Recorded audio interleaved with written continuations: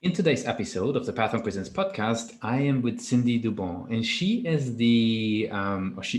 a demand generation manager in the B2B space, and is doing that specifically now as a senior manager for Greenfly. And Greenfly, you could say, is a leader in the brand advocacy space and enables organizations to essentially, build up their brands and brand recognition. So today we're going to be all learning how Greenfly is doing that, but also maybe a little bit how Greenfly is using Greenfly to build up Greenfly's reputation. So we're curious to learn how Cindy is thinking about digital growth as she's been leading demand generation at Greenfly. So welcome to the show. Thank you so much for having me. It's great to be here. No worries. So maybe tell me a little bit about Greenfly at the first place. I know I did a small intro, but hope I didn't butcher it, and you can now correct everything that was wrong. Sure. No, I think you did a great job. But Greenfly, as you mentioned, is an advocacy marketing platform that enables enterprise brands to increase awareness, brand loyalty, and ultimately drive revenue. And really, how we do that is we provide these organizations with an easy way to exchange and collaborate and co-create digital media assets. So we work with teams, leagues, sports, right, organizations, media companies, also political campaigns as well. And really the idea here is you have a network of advocates who naturally, organically already have an affinity for your brand, and you're just tapping into their social influence, collaborating with them to put out, digital media assets that both benefit them as well as the brand as well. Very cool. That gives an insight. Could you, you touched on a couple of clients that are using the platform. Maybe tell us about, what types of companies come to you, and maybe more specifically, who in the companies will step out? Is that, a CMO? Is that, what type of function is actually coming in and says, hey, we need Greenfly?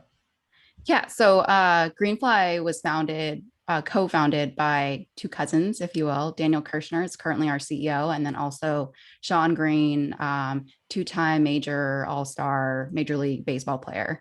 So I say that because we really have done a lot in the sports space. And so I mentioned teams, leagues, and it really, the person I would say is typically maybe a CMO, a head of digital, head of brand, head of athlete marketing. But typically it's the marketing function, the marketing professional, looking again to like really maximize digital reach. So definitely someone who's invested in social and digital strategies. Okay, makes a whole lot of sense. Now, you are obviously heading up, you joined Greenfly not too long ago, and you're heading up the demand generation. So I'm so curious because, somebody like yourself, how do you think about the journey of somebody getting started with Greenfly? What is the way that they're hearing about Greenfly? What is the steps that they're taking? Maybe tell us a bit about the channels that people are working through in order to get to know you guys.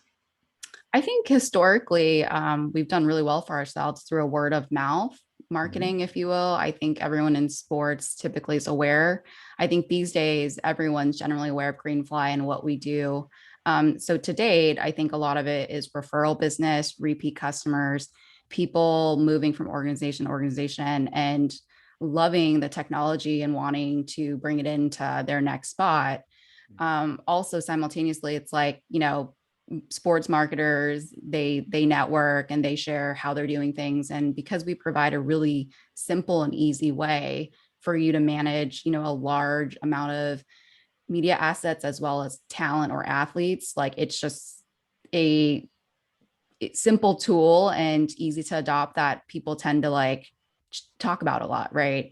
From a demand gen today standpoint, as you mentioned, I've been with a company about 4 months now. I think going forward, we're really trying to expand beyond sports. I think we've done a lot there, but we would like to see, more customers in other verticals that we believe could really leverage the technology and help them overall work smarter, not harder, right?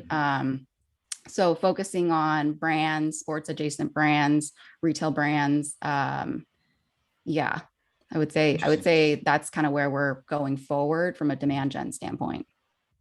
And that shift, right, as a demand generation manager, how do you think about the website? We talk a lot about the website in the Platform Presents podcast, typically quite naturally to the world that we're living in here. How do you, as a demand generation manager, then think about the website when that shift in maybe even industries is sort of on the horizon? What role do you think the website takes right now and will take moving forward with those different industries become relevant? Yeah, I think from a philosophical standpoint, I believe your website is your biggest lead magnet, right? It's needs to sell, it needs to tell the story, it needs to answer questions from awareness to consideration to purchasing. So the website, like to me, is core to demand gen. You're ultimately driving everyone to that site, and you want to convert them there. I think the difference from where we were and where we are now, and it's funny you say that because literally as we speak this week, we're currently doing more work on our website just to make sure we address questions across all different verticals, different personas. But we're moving. I don't want to say we're moving away from sport, but we're expanding beyond sports. And so we want to just make sure it's apparent we are more than, servicing the sports industry, and that also we are fully capable of doing so. So answering questions like, are you only a sports, technology, sports platform? And the answer is no.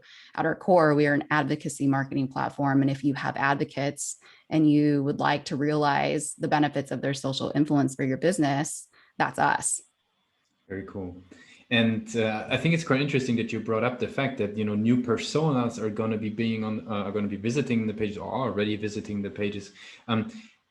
We always like to ask the marketeers we're speaking with, because they're always super critical of their pages. Kind of like, where do you see the strength of the website at the moment, and where do you see the kind of the room for improvement, or where do you see things going? Maybe you could compare those for us a little bit.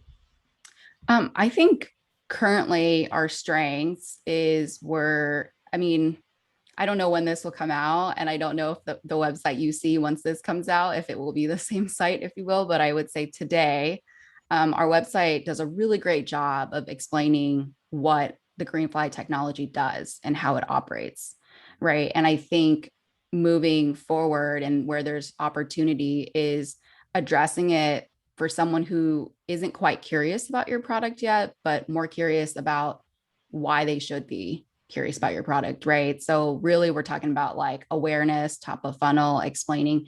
I mean, in large part, I think advocacy marketing of itself is a term that isn't quite defined. I think a lot of people might say it's an employee advocacy play, or it's more so in the political space, but truly like every brand, every organization has advocates, whether it's your employees, your staff, your players, your talent on a TV show, right? Donors on a campaign, all that stuff. And so really explaining that, and then really explaining why you on the other side care.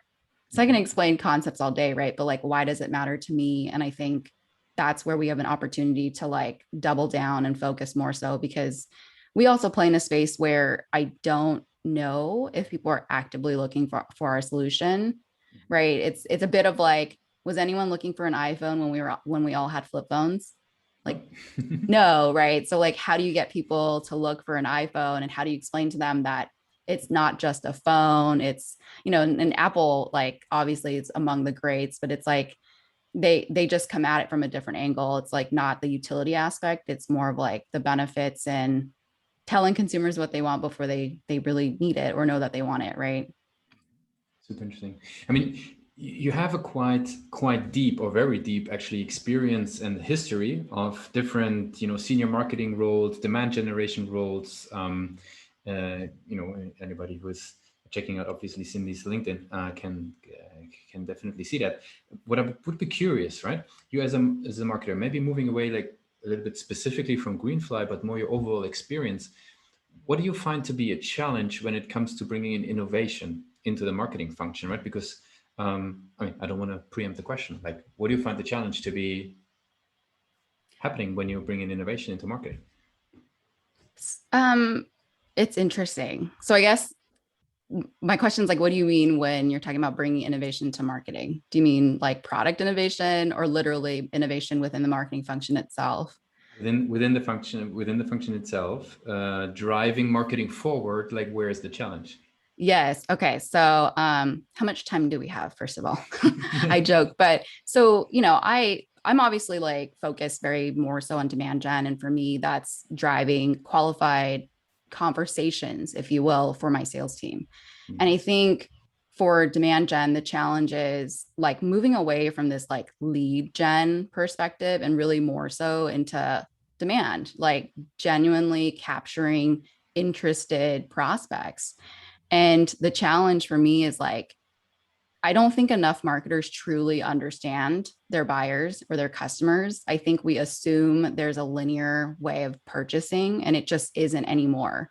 From my own experience, like the last time I was looking for a resource or a vendor, like I wasn't Google searching necessarily. Like I went to my communities and I, put out some feelers. I emailed or DM'd some marketers I trust on LinkedIn just to say like, hey, I'm looking for, let's say, a website conversion vendor, right? Or a landing page optimization vendor. And so I think because the way people buy has changed so significantly, the true challenge in marketing is like understanding what that looks like from a macro level, but also on a micro level for your business. Because I think different industries, even within Greenfly, like people operate differently, people have different budgets, the seasonality, right? And so, to long-winded way of saying, I think the ultimate challenge for marketers today is understanding how their prospect buys today, not 10 years ago, not even 5 years ago, and really not even pre-COVID. Makes complete sense. Um, Conversion is obviously sort of a part of this. And conversion, you've probably been in very different scenarios. And that's what I'm so curious to ask. Like the perspective on conversion optimization has probably been changing over the years that you've been in the roles. Like, where do you see the challenge when it comes to conversion optimization, in the field of marketing? I think the issue with conversion is, for me, a true conversion is someone with high intent, right? But I think because like marketing has gotten to a point where we need to prove dollar in, dollar out, like conversions, there's different levels of conversions at different parts of the funnel. And so it's really noisy, I would say, right? So like, sure, I get a lot of traffic to my website and a lot of people fill out forms, but what forms are those? Are those ebook downloads? Are those newsletter subscriptions? And like both of those examples don't demonstrate to me that anyone's ready to buy.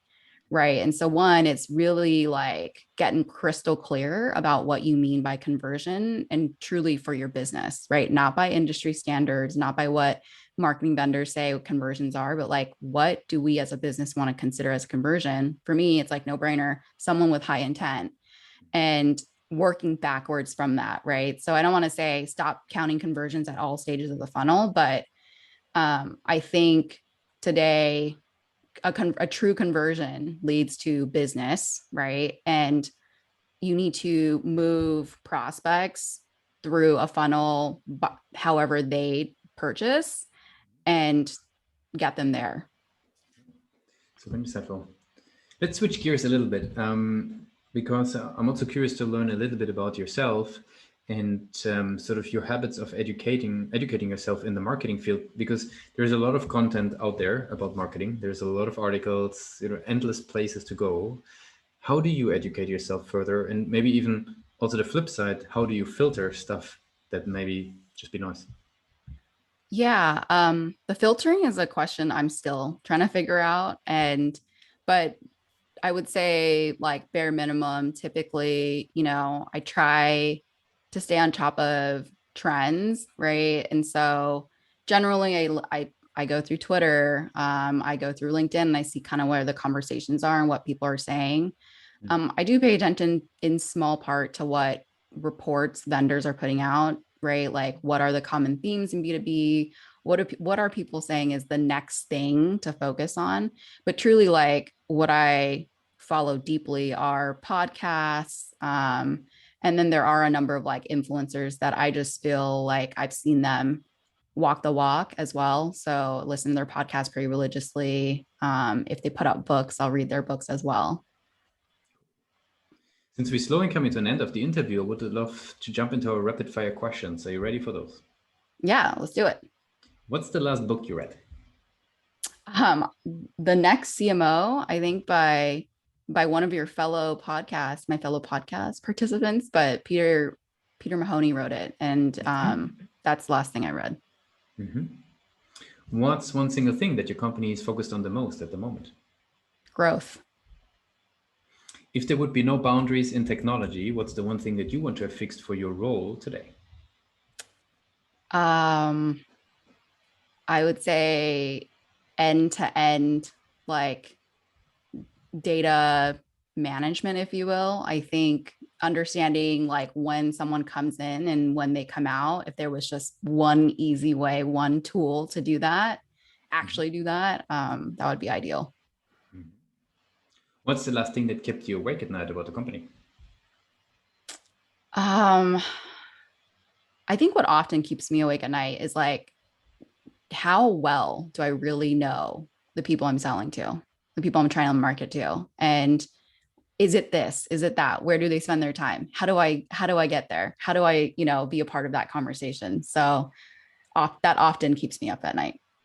If you allow like a quick follow-up on this one, because I think that has been, I think a lot of, especially junior marketers who are also listening to the show, obviously they try to find ways to actually do that, right? Because what's the way that you recommend? Is that, listening to sales calls? Is that interviewing them somehow? Like what have you found to be an efficient way? I think the ideal goal, what I encourage all marketers to do is to get firsthand, right? So if you could interview, if you work for an organization that empowers you to reach out to your current customers, I think that's always the best because for lack of better words, you hear it from the horse's mouth. Obviously, there's a lot of organizations that I've even been a part of that it's just not that type of environment. And so listening to sales calls, but these days, there's literally so many opportunities for you to reach out to people. Sometimes you got to just like cold DM them on LinkedIn and make it super apparent you're just trying to learn. I'm actually in a thread right now in one of my communities where someone was asking for help with introductions, right? And they in return offered to help me with introductions with my target persona as well. So we'll see how that goes. But just, really kind of acting like a salesperson to go after that market research. And I alluded to the sort of more junior marketers listening in as well. If today would be your first day, right? You're heading out of college or university, whatever educational thing that you do before your first job in marketing. What's the one advice that you would give yourself today, knowing all that you experienced? Yeah, I think this is one of my favorite questions that you asked, by the way. But I think there's a lot of pressure, right? When you come out of college to be somewhere by a certain time, make certain money, get to a title. And I would just say to myself and to anyone like starting out, you are your own competition. It's not anybody else. Like I would say if you ask most entrepreneurs or whatnot, like they're competing against themselves. How do they level up? How do they do better? And then my other advice on the other side of that coin is that no one has all the answers. I think early on, I expected everyone to teach me and everyone to know, and truly like no one really has the answer, especially if you're in a marketing function. Everyone's still trying to figure it out. And so having an open mindset and accepting that sometimes, even if people act like they have the answers, I challenge you to test it and either prove them right or prove them wrong, because, that's the best way to go throughout, I would say, a marketing career is to always be open, always try to grow, and don't worry too much about everyone else. Cindy, I really appreciate you taking the time to be a guest on Pathmark Presents. I want to give you the very last word. If somebody would be forgetting all that we discussed, what's the one thing that they should remember about Greenfly? Don't waste your word of mouth marketing. There's a lot of advocates that you already have that you may or may not be aware of. And Greenfly is the perfect solution to help you manage all those people.